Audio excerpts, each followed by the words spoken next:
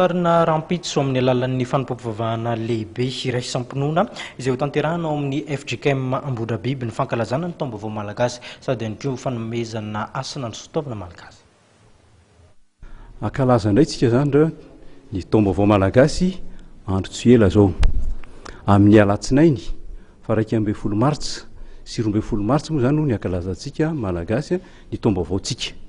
Isan-taran'izany zany dia ny programa dia rapitso sabotsy lady 10 martsa dia izy fotoam-pivavahana iraisam-pinoana anaovana fangataham-pitahiana tanindrazana arahina kabary hamerenana sotoavina malagasy iarahana amin'ny asin'ny merina Ambodrabiby ikabary atao eo amin'ny FJKM Ambodrabiby.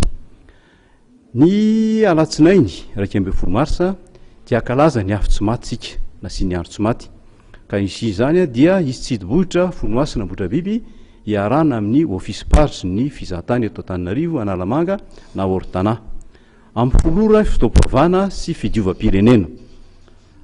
Amin'ny folora sasany famelabelara-kevitra manodidina taom-baovao malagasy iarahana amin'ny mpampianatra mpikaroka sy ny mpahay-tantara. Amin'ny 12 isy ny ragasy makotroka tarininy sahondra finina zanany sy ravaly manana. Amin'ny 2 ora tolakandro fandretana ny afo tsy maty eny Ambodrabiby ary arahana iragasy mandra-pariva ny andro. Ny ariva moa zany eny Ambodrabiby dia nisy ny arendrina sy korana mandra-paraina totoreviky ny taom-baovao malagasy. Ny talata 12 martsa dia fankalazana manetritreritra ny taom-baovao malagasy 13 sy 14. Ny toerana moa zany dia eny amin'ny fidasiana eny Ambodrabiby ka metomboka amin'ny 9 amby 9 ora sasany ny fananganatsaina ny fafirano kabary samihafa ny tatao ny fanaterakasina zarasina ary arahana vakidrazana iarahana amin'ny tariketero samihafa sahondra finina domona ny gasikara rajan knaka mandra-pariva ny andro.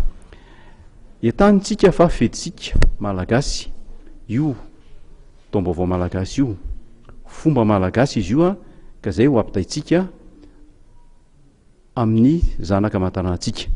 Fandaharana eny Ambodrabiby io no lazaiko aminareo fa misy koa fandaharana eny amin'ny toerana hafa maro samihafa eranosy sy eran'izao tontolo izao. Eny Andohalo ny talatsinainy sy ny talata misy ohatran'izay fampiretana afo tsy maty sy fiarahamikorana koa ary koa filaharam-be fanamarina zany ny alatalata. Eran'izao tontolo izao any Paris, Montréal zao efa niantso aisa-tokantrano raha ohatsika tsy afaka manarika andreo fotoandreo dia hiaraka iray-po ampiseho ny mahamalagasy atsika ka dia hoe tsy amin'ny raha firariana dia tsy azo tsapintsika amin'ny ankalazantsika ny taom-baovao malagasy ireo.